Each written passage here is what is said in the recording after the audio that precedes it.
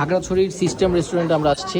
দেখেন এখানে স্পেশাল খাবারের মধ্যে আছে এই যে সবজি আর সাথে হচ্ছে মরিচ, অনেক ঝাল এই মরিচটা।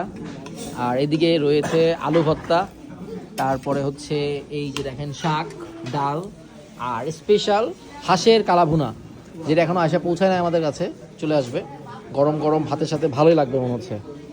ওইটা কি এইটা আমাকে একটু দিক দাও ভাই। এইটা হচ্ছে মাশরুম ভাজি, এইটার কথা সবাই বলছে, এখানকার অথেন্টিক ট্রেডিশনাল ফুড। এটা ঘরে ঘরে চাষ করা হয় এখন।